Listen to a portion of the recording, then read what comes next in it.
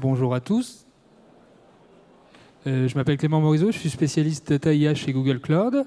Et pourquoi on est là? Parce qu'avec AG2R La Mondiale, on travaille depuis plus de 18 mois sur un SOC Data IA avec les équipes de Stéphane. Et Stéphane, je te laisse te présenter et nous raconter un peu qui est aussi AG2R La Mondiale. Alors Stéphane Lapierre, je suis responsable au sein d'AG2R La Mondiale de la partie digitale, data, relations clients et distribution des produits d'assurance. Et pour vous présenter le groupe AG2R La Mondiale, si tu peux... Ça arrive. avancer.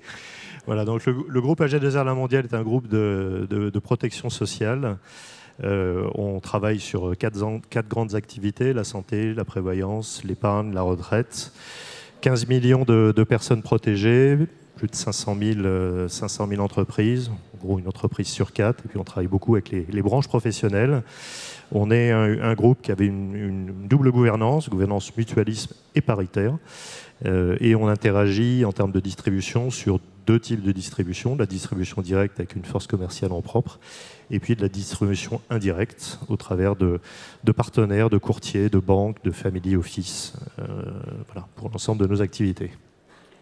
Merci Stéphane. Donc rentrons dans le vif du sujet, on est là pour parler IA. Bon, je vais te poser une question. Est-ce que l'IA a chamboulé la stratégie de l'entreprise? Comment la vision de l'entreprise? Alors, c'est pas ce slide-là logiquement, mais c'est pas grave. Voilà, on va y arriver. Je dirais que l'IA n'a pas chamboulé la stratégie de l'entreprise. L'IA était pour nous un vecteur d'accélération de cette stratégie.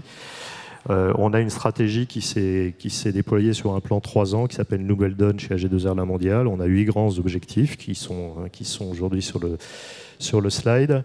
Et on voit très bien que l'IA générative sur ces grands enjeux peut nous apporter un vecteur d'accélération important. On parle de satisfaction client. On avait des enjeux importants en termes de satisfaction client. On a un Net Promoter Score qui est extrêmement dégradé et on souhaite le remonter très vite, et on sait que l'IA générative peut nous aider en termes de levier d'accélération. Embarquer tous nos collaborateurs aussi en leur donnant la capacité d'utiliser l'IA générative dans leurs activités du quotidien. Restaurer l'activité économique d'AG2R Prévoyance. On est dans le métier de la santé prévoyance, qui est un métier extrêmement complexe pour avoir de la rentabilité. D'ailleurs, nous n'étions pas rentables sur ce marché. Et donc l'IA générative, on le verra sur un certain nombre de cas d'utilisation, nous aide pour économiser, optimiser les coûts de gestion pour avoir une rentabilité de ces métiers. Donc je ne vais pas tous les faire, mais disons que sur les 8 enjeux du groupe, on a à chaque fois 2-3 cas d'utilisation qui sont assez majeurs en termes de valeur pour avoir des leviers d'accélération sur cette stratégie. Ok, donc je comprends qu'en fait, vous n'avez pas tout chamboulé, vous voulez garder votre cap et trouver les boosters que l'IA peut apporter. Quelle était en fin de compte la vision partagée au niveau du COMEX autour de l'IA? Alors, c'est une bonne question parce qu'on a commencé par ça. On a commencé par acculturer le comité de direction, une vingtaine de dirigeants de l'entreprise. On y a passé beaucoup de temps pour leur expliquer ce que c'était l'IA, ce que c'était pas l'IA, quels étaient les risques, quels étaient les enjeux, et pourquoi il était important de prendre le train dès maintenant. Et cette démarche, je dirais, d'acculturation a été positive et a engagé chez nous une réflexion stratégique avec ce comité de direction qui a donné un certain nombre de livrables. Le premier, c'est une vision. Et dans cette vision, tous les mots sont importants. Le mot embarquer, donc on souhaite embarquer l'ensemble des collaborateurs dans cette aventure IA générative. Le deuxième mot, c'est changer de braquet. Clairement, l'IA générative va nous permettre d'accélérer. Le troisième mot, stratégique, c'est bien stratégique au sein d'AG2R La Mondiale. Et puis le mot important, c'est moyen terme. On ne pense pas que l'IA générative, la transposition de l'IA gène grand public dans le monde de l'entreprise va être un long chemin, un chemin qui est compliqué. Et donc on croit plus à un impact moyen terme que très court terme. Et puis pourquoi faire? Pour satisfaire nos clients et pour optimiser nos processus. C'est les deux enjeux importants qu'on met dans les use cases d'IA générative pour nous permettre une réinvention finalement de cette vieille maison. Donc on a travaillé ensemble. Je sais qu'il y a des principes directeurs qui sont déclinés de cette vision. Est-ce que tu peux nous les expliquer? Oui, alors au travers de cette démarche stratégique, on a fait 3 choses. Une vision, des principes directeurs, et puis on a identifié les premiers cas d'utilisation des centaines de cas d'utilisation qui nous semblent être opportuns par rapport à cette stratégie. Sur les principes directeurs, c'est un nombre de 5. Le premier, c'est dimension collaborateur. On ne souhaite pas remplacer l'humain par l'IA, on souhaite augmenter l'humain. Il y aura toujours de l'humain dans les prises de décision de l'IA, ça c'est le premier principe. Le deuxième principe, c'est conformité réglementation. On est sur un marché qui est extrêmement réglementé.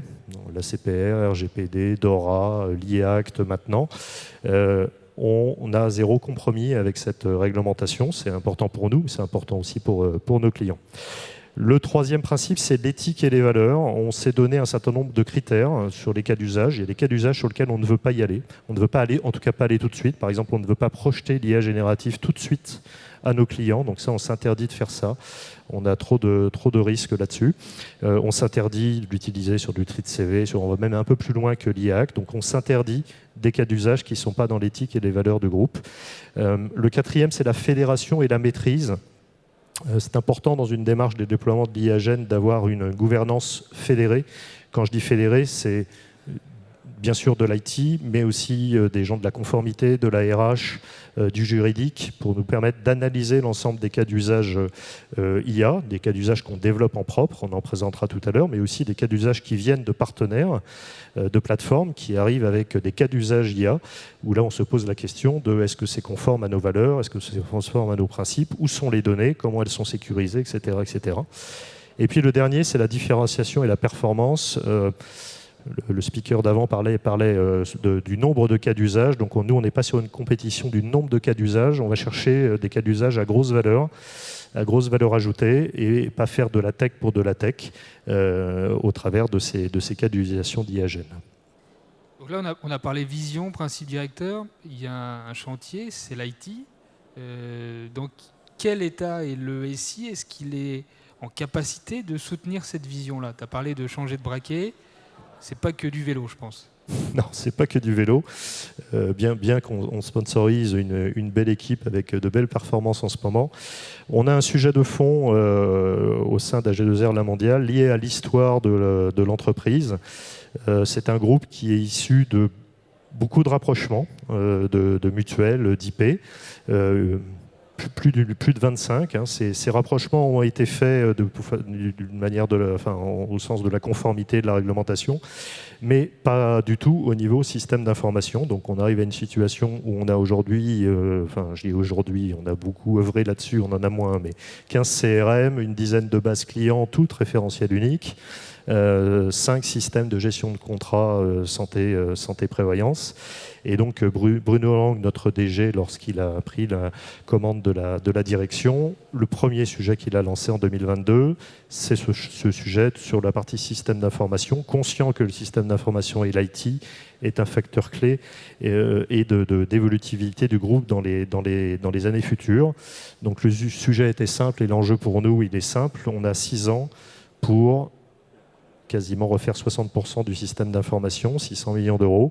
Et pour ça, on a tout changé. On a choisi des plateformes autour de 2 grandes activités. La production d'assurance, donc on a un schéma de type plateformisation, donc avec des plateformes de santé preuve, plateformes d'épargne retraite, plateformes patrimoniales. Au-dessus de ça, des plateformes de distribution qui traitent la distribution, la relation client, l'engagement du client. Et puis, la glue autour de tout ça, c'est tout ce qui tourne autour de la data et de l'API management. Donc, on a fait 2 choix de plateforme. Salesforce en fait partie. Google Cloud Platform aussi autour de BigQuery. Donc, on a toute une trajectoire de move to cloud au niveau de la data. Et puis, APG autour de l'API. L'ensemble de ces plateformes devant être ouvertes, les unes avec les autres, mais aussi avec le monde extérieur. Donc tout ça, ça a nécessité des choix technologiques, des choix de partenaires pour nous accompagner dans cette démarche, et puis des choix méthodologiques, parce qu'on va faire aussi autrement, avec la poussée du mode produit, du Scrum et de l'agilité avec Safe. Donc voilà, une belle aventure. On en a fait 2 ans, il nous en reste 4. Je confirme, une belle aventure. Sur l'IA particulièrement, comment vous êtes mis en ordre de marche? Quels ont été en fin de compte les éléments que tu as mis en œuvre pour que les fondations technologiques supportent ce que tu vas nous présenter après? Je dirais qu'il y a 4 éléments. Le premier, c'est l'embarquement du comité de direction. On a commencé par ça, c'était fondamental. Le deuxième point, c'était une équipe dédiée, avec un budget dédié permettant de travailler rapidement. Le troisième point, c'est, j'en ai parlé, le choix de socle technologique, alors notamment Google Cloud, qui est un grand partenaire sur le sujet IAGEN. Et puis le dernier point, et il est important, c'était d'expérimenter. C'est-à-dire qu'on voulait tout de suite, je dirais, ne pas forcément s'appuyer sur nombreux boîtes de consultants qui nous vendaient du rêve sans avoir mis les mains dedans. On voulait mettre les mains dedans, nous-mêmes, tout de suite et rapidement, et expérimenter. Ça a été le début de l'aventure.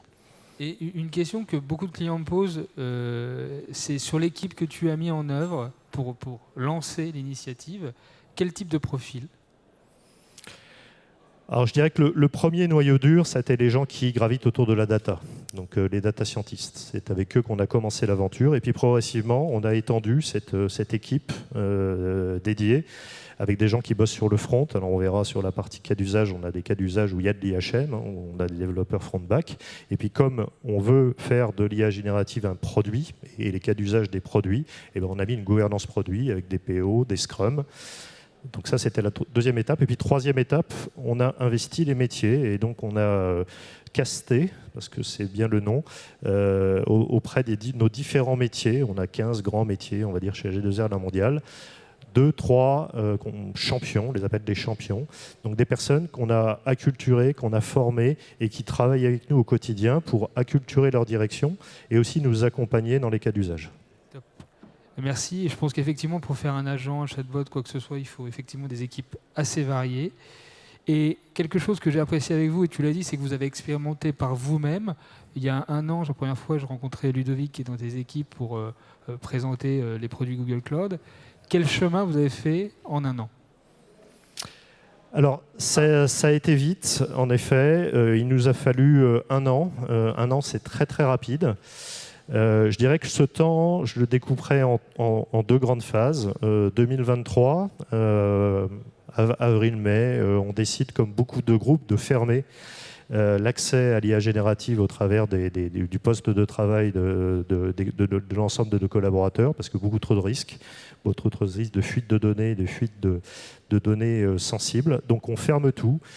Mais en même temps, on se dit, on ne peut pas vivre fermé. Il y a deux risques à ça. Le premier, c'est qu'on avait une conviction profonde que cette technologie pouvait nous faire accélérer. Donc, il fallait qu'on monte dans le train. Et puis, le deuxième point, il y avait un risque induit à la fermeture, c'est du shadow IA. Et donc, la capacité qu'avaient des collaborateurs de pouvoir exporter des données pour l'utiliser chez eux. Donc, on ferme, mais en même temps, on lance un programme avec un certain nombre de chantiers. Le premier, j'en ai parlé, expérimenter très vite. Donc, nous-mêmes, tester la tech, regarder au travers de 5 cas d'usage, 10 semaines d'expérimentation, pas plus, pour regarder si, par rapport à ce qu'on nous dit, la valeur est au rendez-vous. Et ensuite, un certain nombre de chantiers, d'acculturation, j'en ai parlé, mais aussi d'analyse des risques et comment nous, on allait se comporter par rapport aux risques. Et c'est dans le cadre de cette période qu'on a fait aussi cette analyse stratégique et ce plan stratégique. Ça, c'est la première période 2023. Et puis 2024, choix de la technologie, choix de l'industrialisation de notre architecture IAGEN, qui est une architecture hybride composée d'un certain nombre de LLM du marché, dont ceux de Google, mais pas que. Donc on croit, nous, à une architecture hybride, on ne croit pas à un seul fournisseur en termes d'IAGEN. L'histoire va certainement nous donner raison sur la capacité qu'on a aujourd'hui. On parle beaucoup plus de SLM aujourd'hui, de la capacité d'avoir des moteurs qui sont spécialisés sur une activité. Et puis internaliser une bonne partie, tout ce qui est orchestrateur, LangChain, RAG, ça c'est fait en interne. Et puis bien sûr tout ce qui est IHM et ouverture de l'API pour pouvoir utiliser cette IAGEN dans le cadre de processus métiers. On lance trois nouvelles expérimentations. Et puis, c'est en ce moment, là, on ouvre l'une de nos expérimentations, qui est Almia, qui va nous permettre de faire bénéficier à l'ensemble des collaborateurs du groupe un bot intelligent et sécurisé autour de l'IA générative.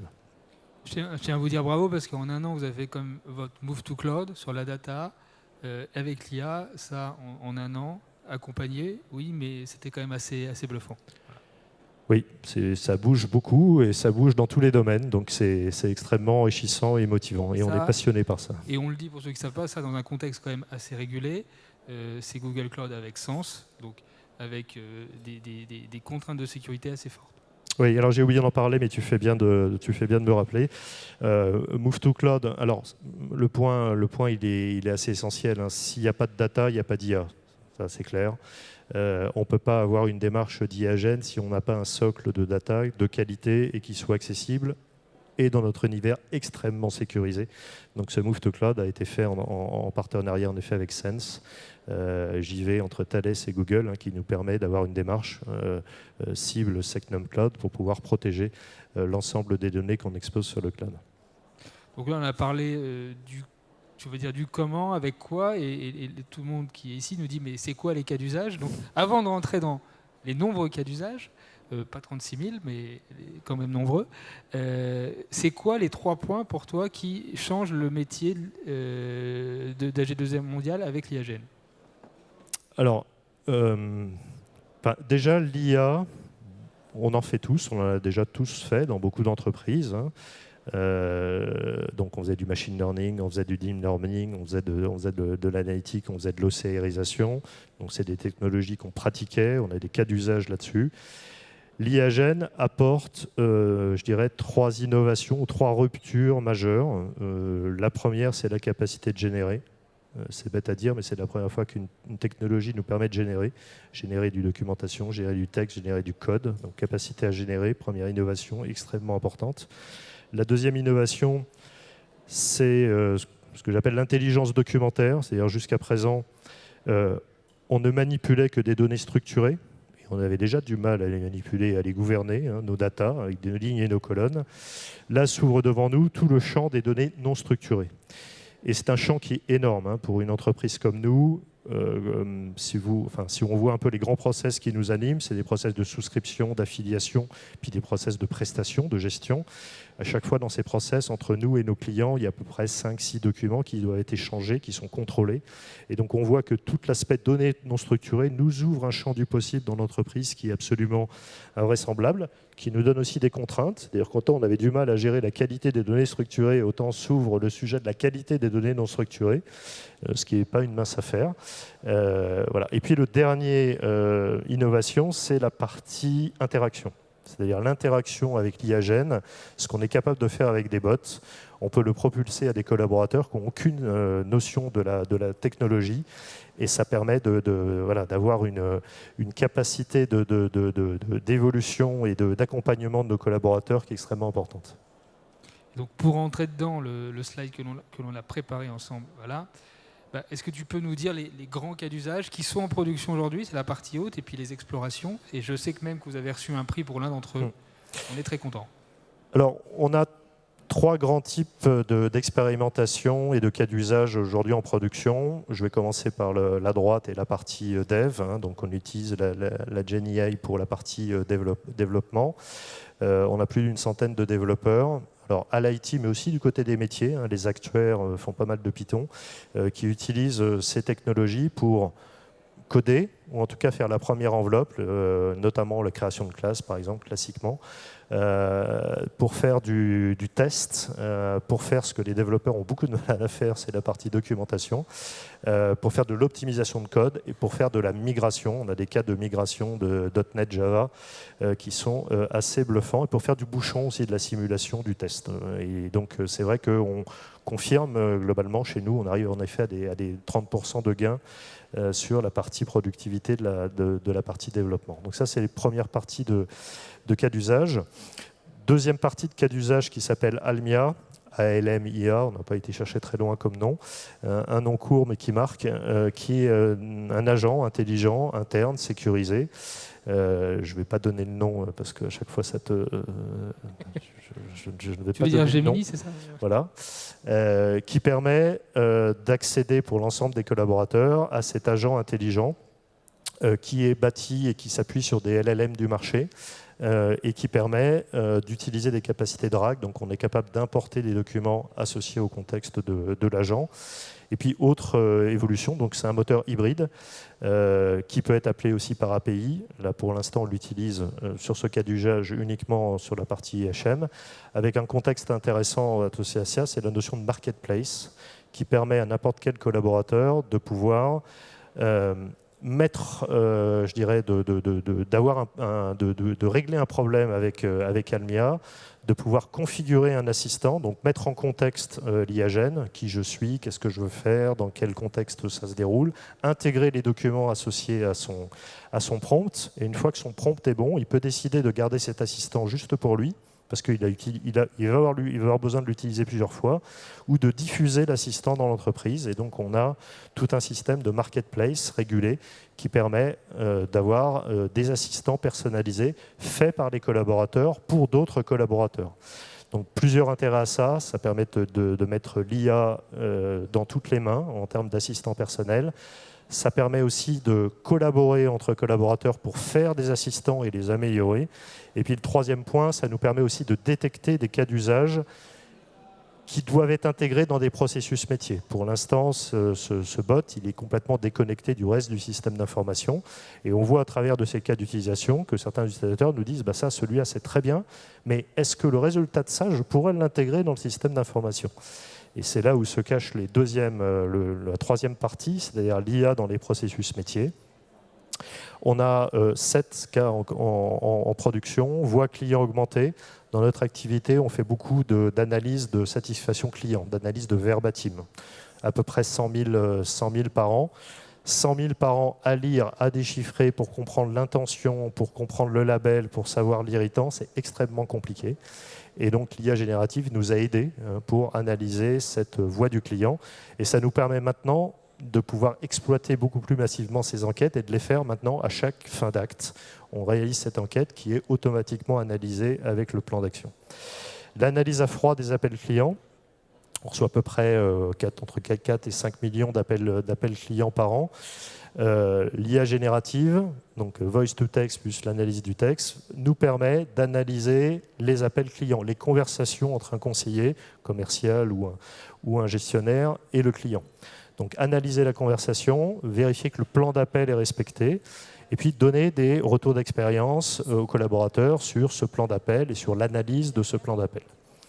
Troisième point, il va de pair, c'est le CR automatique d'appel, c'est-à-dire brancher dans l'ensemble de nos CRM la capacité de pouvoir faire une synthèse à peu près de la même forme, écrit en français, c'est bête à dire, mais quelquefois ce n'est pas le cas, avec à peu près le même ton, la même synthèse pour pouvoir automatiquement gérer les comptes rendus d'appel. Compte rendu qu'on utilise aussi pour la partie démarche commerciale et entretiens commerciaux. Même chose, tous les commerciaux ont un assistant personnalisé qui leur permet de faire des CR uniformes. Analyse d'appel d'offres, on est sur un métier où on fait beaucoup de spécifiques, de sur-mesure pour des entreprises. Donc des sur-mesures veut dire qu'une entreprise nous envoie un cahier des charges qui peut être un pavé de 400 pages analysé avec beaucoup de tableaux financiers, de démographie sur l'entreprise, etc. Aujourd'hui, notre force commerciale n'est pas capable de répondre à tous les appels d'offres. Donc, elle doit les sélectionner. Et donc là, le problème qu'on devait gérer avec l'IA générative, l'ambition, c'était de se dire, trouvons un moyen de pouvoir scorer ces appels d'offres pour pouvoir dire aux commerciaux, celui-là, il a une chance. Donc, on va extraire dans ces documents les 40-50 points qui sont importants dans notre réponse pour pouvoir se positionner tout de suite et dire celui-là, il répond ou celui-là, il ne répond pas. Ce cas d'utilisation il va évoluer parce que l'idée derrière c'est de les aider à faire la réponse. Et puis je finirai par l'automatisation des devis factures. On est sur un métier où on reçoit beaucoup donc, de demandes de prestations, c'est un de nos métiers, on est là pour aider nos clients lorsqu'ils ont des problèmes, et il peut y avoir des problèmes, donc alors de dentaire, hospi, ostéo, on reçoit à peu près 1 million, soit de devis, de factures pour de la prise en charge. Et ce cas d'utilisation va nous permettre d'automatiser beaucoup de ces travaux en termes de gestion. Une question toute simple, l'enseignement, si tu peux nous donner un conseil, comment sélectionner un cas d'usage efficacement? Alors, déjà, je vous parlais des principes directeurs, ils sont tous scannés par rapport à nos principes directeurs. À partir de là, il y a nous, on a 3 règles. Le premier, c'est l'implication du métier. On ne peut pas faire de l'IA générative s'il n'y a pas un métier qui est embarqué et motivé par ce cas d'utilisation, parce que ça va leur prendre du temps de travailler avec nous sur ce cas d'utilisation. Donc, un métier motivé, le premier point. Deuxième point, j'en parlais de la valeur, c'est-à-dire sélectionner. On a plus de cas d'utilisation que d'effectifs pour les faire, donc on les priorise. Et puis le dernier point, j'en parlais tout à l'heure, mais c'est le point essentiel, de la data. C'est bête à dire, mais garbage in, garbage out. Si on n'a pas de data de qualité et accessible, nos cas d'IA générative ne marcheront pas. Et c'est le principal point qui, généralement, met fin à l'expérimentation parce qu'on n'a pas de data de qualité ou suffisamment de qualité. Et donc, il y a un processus de mise en qualité de la data avant qu'on puisse arriver avec de l'IA générative. Très clair.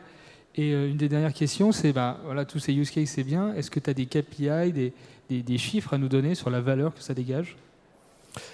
Alors, j'en ai donné un tout à l'heure sur la partie développeur augmenté, avec en effet de l'ordre de 30%. Je parlais en effet de la partie automatisation des prestations. On a un objectif, on y est presque, d'automatiser 50% des prestations de vie santé pour la partie gestionnaire. Ce qu'il faut comprendre, c'est qu'aujourd'hui, prendre un devis, prendre une facture d'un client, ça demandait à peu près 5 minutes à un gestionnaire. Il faut qu'il lise le document, qu'il repère l'emplacement de la dent, si c'est du devis dentaire, voir si c'est pris en charge ou pas pris en charge. À peu près 5 minutes, 70 données à aller rechercher pour les mettre dans les systèmes d'information de prestation pour faire la liquidation. Donc 5 minutes. À la fin de la journée, les yeux, ça peut être compliqué, donc on fait des erreurs. Donc là, vous imaginez bien, si on automatise 50% sur des volumes qui représentent à peu près 1 million de prestations, on gagne du temps, on gagne de l'optimisation pour le client, 70% de temps gagné pour le client. Donc on a double levier, et pour le client et pour le collaborateur. Et puis le dernier cas d'utilisation, ce qui est intéressant dans l'IA générative, c'est qu'on joue sur 2 sujets. On joue sur des leviers de faire plus, ou de faire mieux. Et beaucoup de cas d'utilisation sont axés sur ces 2 points. Je parlais des appels téléphoniques. Clairement, 5 millions d'appels retranscrits, ça a un impact assez immédiat sur la partie centre d'appel. Et dans tout ça, tu as dit il y avait quelques freins comme la donnée accessible, de qualité. Est-ce qu'il y a d'autres freins que tu peux nous dire qui sont à décliquer avant de mettre en œuvre quelque chose ? Je pense que les freins qu'on a sur finalement de faire du copier-coller de l'IA gène public dans le monde de l'entreprise, on a à peu près tous les mêmes. Le premier, c'est l'expertise. Et quand je dis expertise, c'est double expertise. Si on veut être pertinent dans un programme d'IA génératif, il faut de l'expertise tech, mais aussi de l'expertise métier. Et la difficulté, c'est de combiner les deux. Le deuxième point, je vais refaire un coup là-dessus, c'est la data. Data accessible et de qualité, de la data sécurisée. Le troisième point, c'est que, bien sûr, pour se lancer dans les génératifs, ça veut dire du cloud, ça veut dire avoir investi dans une infrastructure cloud. Choisir un cloudeur et monter une landing zone, ça prend du temps. Et donc, c'est clairement un frein pour les entreprises qui n'ont pas fait le pas sur la partie cloud. Et c'est vrai, sur la partie finance, il y en a pour beaucoup, ça a été un frein. Je peux citer aussi la partie réticence des métiers ou des partenaires sociaux, donc important, les partenaires sociaux, à embarquer dès le début dans une démarche d'IA générative. On parlait de champions tout à l'heure, on les a intégrés dès le début à côté de nous pour nous faire partager ça. Et puis, je dirais, l'un des points importants, c'est l'aspect FinOps. On peut rapidement avoir des coûts très importants sur l'IA générative si on ne fait pas attention. Donc on n'a pas besoin de LLM avec 2 millions de tokens, on parlait tout à l'heure, et déjà 2 millions de tokens, on fait déjà beaucoup de choses. Et donc toujours avoir le regard sur du FinOps, sur le coût de l'IA générative pour trouver le bon rapport entre le coût et la valeur apportée. Voilà, donc je pense qu'on a fait un petit tour de. Et il y a un point que vous avez aussi bien traité, c'est l'incubation technologique permanente. C'est-à-dire que ça a bougé, et depuis qu'on s'est connus, ça a bougé, ça bougera encore, et vous avez su digérer ces vagues technologiques, essayer et réessayer différemment. Alors c'est très vrai, quand on rentre dans ce train, quand on rentre dans l'aventure, il faut savoir que c'est une aventure qui va très très vite. Voilà. Et donc il faut être sans arrêt à la recherche de la nouvelle technologie. Des cas qui étaient impossibles il y a encore un mois sont possibles aujourd'hui, donc c'est vrai que ça demande de coller à la tech. Et dernière question, alors hop, à chaque fois j'en passe 2. Côté Google, on est très fiers du parcours que vous avez fait, de ce que vous avez mis en œuvre et ce qu'on fera encore plus demain. Qu'est-ce que tu retiens aussi de l'apport de Google Cloud, la relation avec Google Cloud pour faire tout ça et les partenaires, parce qu'il y a aussi Sphere, Essence. Voilà. Oui, alors on a pas mal de partenaires qui nous accompagnent. Tu as cité Sphere, Sens, Google. Moi, ce que j'apprécie dans la relation avec Google, c'est que, outre l'aspect vente, derrière, il y a de l'après-vente et de la vraie après-vente. C'est-à-dire qu'il n'y a pas n'y a pas un jour, il n'y a pas une semaine où on n'a pas de contact entre nos équipes. Donc ça se challenge, ça nous aide. Il y a un soutien important sur le fait qu'on réussisse dans cette aventure. Et puis il y a de l'apport de tech, hein, c'est-à-dire qu'on est bêta-testeur sur un certain nombre de nouvelles technologies. Et ça c'est très bien. Et merci encore à vous et pourvu que ça dure. Et voilà, on va conclure. Il nous reste 18 secondes. Donc, je voulais encore te remercier de ce témoignage. Et au nom de Google, on te remercie.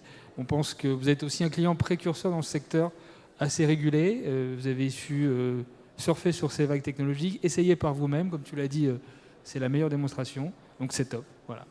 Merci à vous. Merci à vous.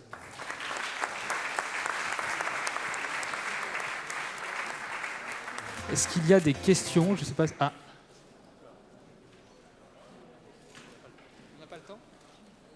Là.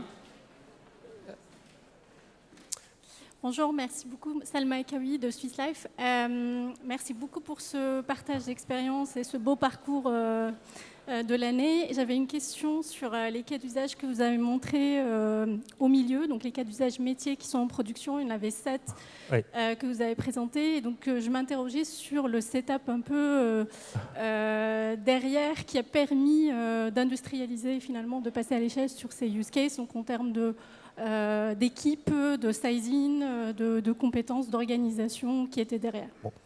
Alors, je ne peux pas pouvoir répondre à la question parce qu'on me dit qu'on est très en retard. Ce que je vous propose, moi, je reste dans les parages. Donc, venez me voir si vous avez des questions. J'échangerai avec grand plaisir avec vous.